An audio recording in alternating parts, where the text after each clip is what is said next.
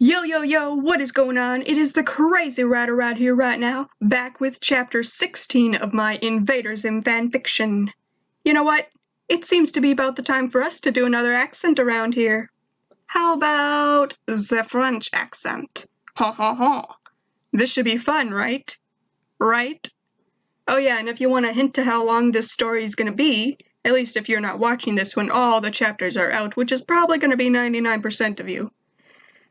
Nonetheless, let's just say that after this chapter there will be 3 more accents. That ought to give you a little range for how long this thing's gonna be. But enough philosophy. Let's get into the chapter right in front of us. So sit back, relax, and enjoy it all. Right here, right now. Chapter 16. Squishy. I always make sure that I'm out of the way whenever Zim has to contact his alphas. He calls them the almighty tallest.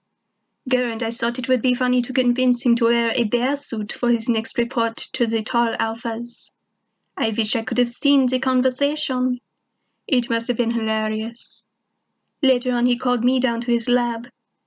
Liz, my probes have returned from the neighboring planets. Do you want to see the information they brought back? I not think I have choice. I smiled. Good, Zim said as he took his seat in front of the screen and I sat on the ground beside him. All of the Mars probe's information was downloaded and shown on screen. What we saw was a rust-colored landscape that was scattered with structures of pyramids and large faces. Some of this landscape looks unnatural, as though nature was not involved in its formation. Ancient peoples on Earth built things like those. I pointed to the pyramids. But the sensors show no life forms. Zim pondered out loud. Whatever wiped out these Marsoids? Martians, I corrected. Whatever, Zim said, irritated. Whatever wiped out these Martians must have truly been incredible. Incredible enough to maybe assist me in the annihilation of the humans. But wolves do that, I said, confused. Nothing wrong with a little extra hand, Zim said with his eyes closed. He brought out his communicator and told Gur to meet us at the cruiser. When we got to the cruiser, I climbed in beside Zim, and Gur arrived on the other side of his seat. We are going to Mars, Zim announced as the cruiser closed. Gur squealed with excitement, and we launched out of the roof towards the night sky. We flew towards Mars, and I sat beside Zim excitedly. Get off my head, Gur, Zim told Gur, who was laying on top of Zim's head. I have a good feeling about this lead. I can almost taste the humans being destroyed. It's delicious. I smiled. Tastes like heart of deer.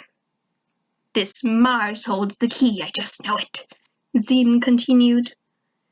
New words of praise will have to be invented just so they can get off my head. Gur had found himself back on Zim's head and jumped off. It okay, Gur, I told the little robot. You can come sleep on my head.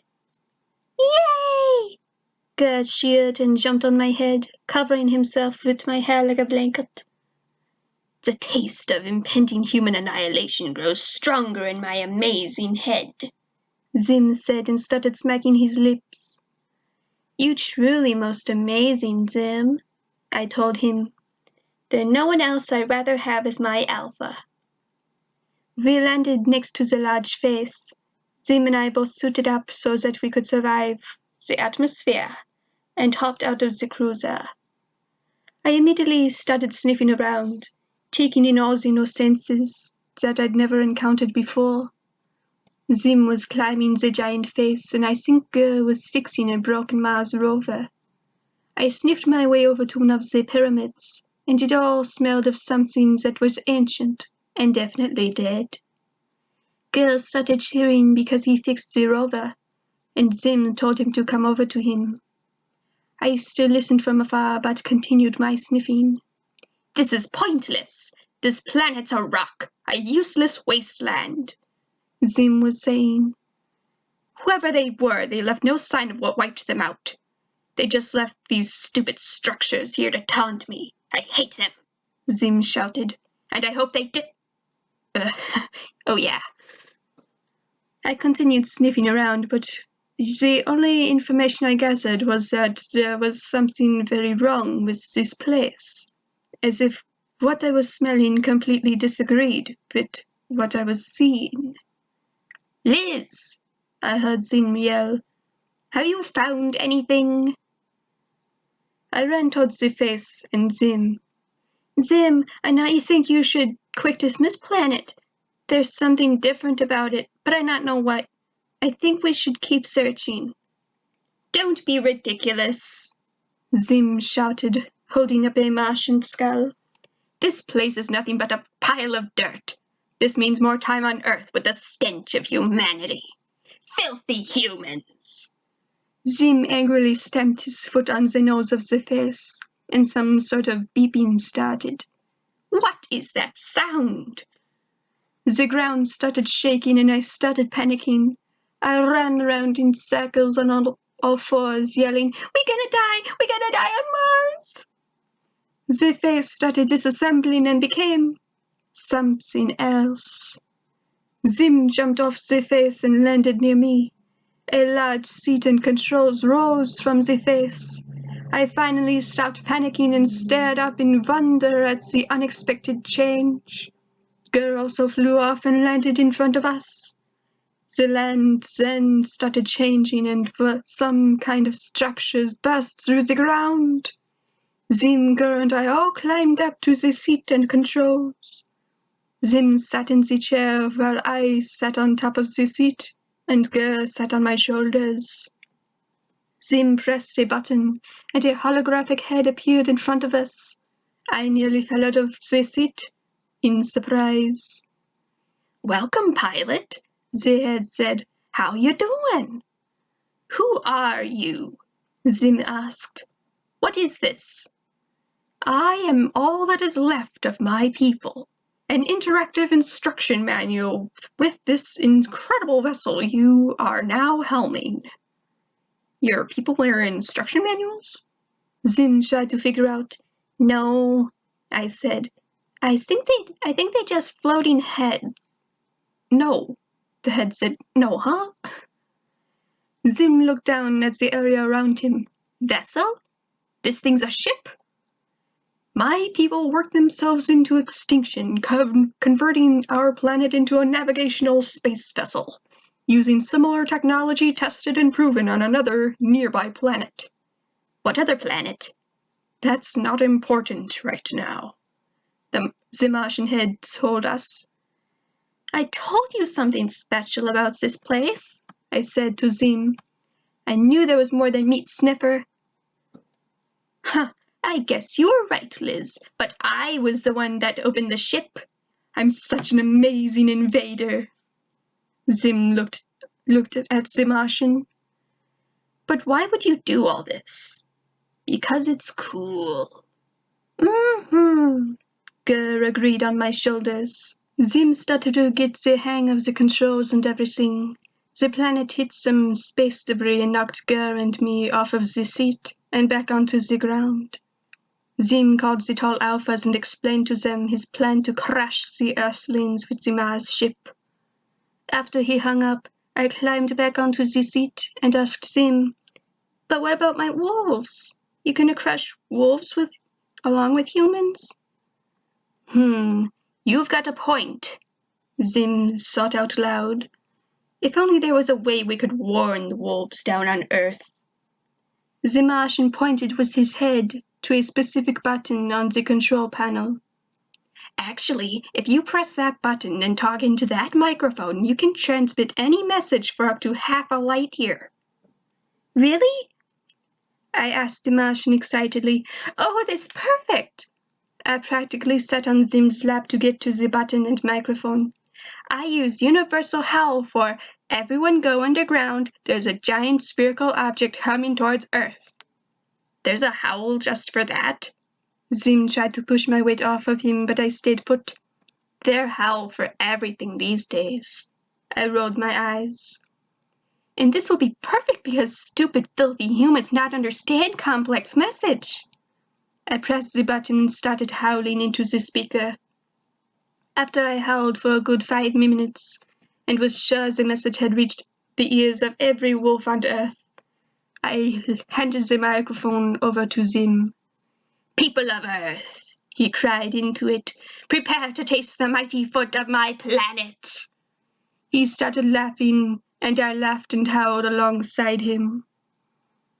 My cat is distracting me right now, so excuse me. What do you want? Okay. The happy Zim makes me so happy. After a great while, Zim was starting to grow impatient. "This is taking too long," Zim shouted. "I told the tallest to bring the fleet tomorrow. At this rate, we won't be done with our destroying by then. There must be some boosters." Zim looked around the control panel and found that what he was looking for. "Ah, hold on to something, Liz. You too, Gur." Gur only clung to himself while I clung to both Zim and the seat. Zim turned on the booster engines and the Mars ship took off at full speed. Zim laughed while I hung onto him. Gur was screaming on the ground and I screamed from the chair. The launching caused Gur to fly towards us and he landed on my seat, on my head. Gur held onto my head and I held onto Zim's neck. Soon all three of us were laughing, and even the Martian head joined in the laughter. Suddenly something flew past us, and I could hear what sounded like Dibs screaming. Zim and I stopped laughing and looked towards the object and sound. That sounded like... No, it couldn't be. Zim wondered out loud. "Zim," I said, "there only one person could be." Zim and I looked at each other, and Zim started to look angry and more determined. "The Earth Sting cannot stop me!" And he started laughing again. Gur took control of the controls while Zim was enjoying an Urkin sandwich. I was no longer clinging on for my life, but sitting with Gur on my lap and holding the bottom of the seat with my front paws. This ship was really only made for one driver, so having three up here was getting kind of tight. Eventually, Zim and Gur switched places so that Zim was driving and Gur was eating. I was on the back of the seat, watching us come closer to the Earth. I was hoping that the wolves would be okay, and that they could get underground in time. As we entered the Earth's atmosphere, the Mars ship started to blaze with fire. The three of us were howling and laughing maniacally while Gur was roasting a weenie in the fire. "Now," said Zim, "slowing to squishing speed." He pulled a gear back and the planet's ship slowed to a crawl. Mars went lower and lower until it just stopped. As far as we could tell, nothing was being squished, but we heard a man screaming. Only it wasn't screams of pain or death, only screams of fear. All of a sudden, we were knocked away from the Earth by some large force. Zim steadied us, and another dust-colored planet flew past us. I heard Dib's voice shout to us, "Not while I'm around, Zim." I looked up to see Dib sitting in the butt of Mercury. "Don't tell me you thought you'd actually win this." "Dib!" I shouted to him. "Get out of the way!" "You horrible, interfering Dib!" Zim yelled in frustration. "Taste the mighty doom of my moons!" The 2 moons were launched at Dib and broke apart on Mercury's surface. Dib flew around to the other side of Earth, so we couldn't see him. Zim and I looked around to try and find him. I stood on the back of the chair to get a better look, but couldn't see him. Then I looked towards the southeast of the Earth and saw the other planet racing towards us. Zim turned just in time to get us out of the way, and now we were in a chase. Dib, the predator, chased us, the prey, towards the sun. We caught the heat of the sun on our surface, but it didn't last long. "What are you doing?" I shouted in Zim's antennas. "You letting him chase you like some stupid old rabbit. You are wolf. You should chase him." Zim clenched his teeth and glared forward before turning the rust-colored planet around. He turned so we were upside down to Dib. "You shouldn't interfere with a superior force, Dib. You'd have been better off just staying on your planet and getting squished just like everybody else." "Well," Dib responded to Zim, "you shouldn't have bothered coming to Earth because I'll stop you at every turn. Liz, get away from that little green freak. Come back to my side. Come join me on the butt." "Get out of way, Dib," I barked back at him, and Zim smiled. We flew away from him again and headed farther out of the solar system. The two planets danced around each other in an almost synchronized formation. We flew until we found ourselves flying through the dusty rings of Saturn. Dib was still behind us. We flew up and away from Saturn, and Zim looked back towards Dib. He suddenly grinned and pulled back the gears so that we came to an almost stop. I watched Dib as he crashed directly into our backside, and we blasted off again. I kept my eye on the malfunctioning Mercury to make sure its driver was still alive. But we flew so far away from him that I couldn't see Dib or the butt. Then he was back on track and chasing us again. "Gur!" Zim cried to Gur. "Go take care of the Earth boy." Gur saluted before flying off towards Dib. I watched the whole time as Gur just annoyed the living daylights out of Dib, pushing buttons and asking what everything did. Mercury started to spin out of control, and I smiled that he had been taken care of. As long as Dib didn't die, I was perfectly fine with Zim and I winning. Zim pondered. Maybe that little robot isn't such a bad evil minion after all. "You finally realized that?" I smiled down at Zim from my perch. "Took you long enough to see Gur potential." While we were flying back towards the Earth, I saw Mercury flying back on track. "Zim," I called over my shoulder, "we have company again." He looked back in horror at the approaching planet. Then he saw that we were flying right towards the asteroid belt. "Let's see if you have the piloting skills to maneuver through the asteroid belt, evil Dib thing." I looked back at Zim in shock. "What? Are you crazy?" "Silence!" Zim shouted at me. "It will work." Oh dear. I climbed down from the seat and curled up at the back of the face to lessen my chances of being directly hit with an asteroid. Unfortunately, Zim didn't realize until it was too late what a bad idea this was. Asteroids were crashing into the planet, but luckily none hit us directly. One finally hit the seat that Zim was on and knocked him to the ground. I looked up as he grabbed my head and led me to his cruiser. We jumped in the cruiser and took off through the asteroids, leaving the planet Mars to its unfortunate fate. We zoomed over Dib and his butt, who was yelling something about Zim going back to his home planet. "I've recorded this whole thing," he was saying.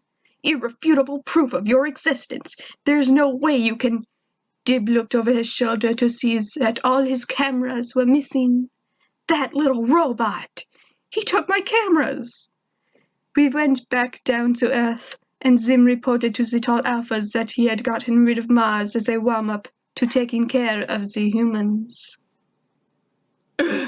Why do I keep picking the long chapters to do accents with? Seriously, what's wrong with me? Oh yeah, that's right. I'm the crazy writer. Deal with it. For those of you that are gonna deal with it, I will see you little darlings next time, and remember, keep your crazy.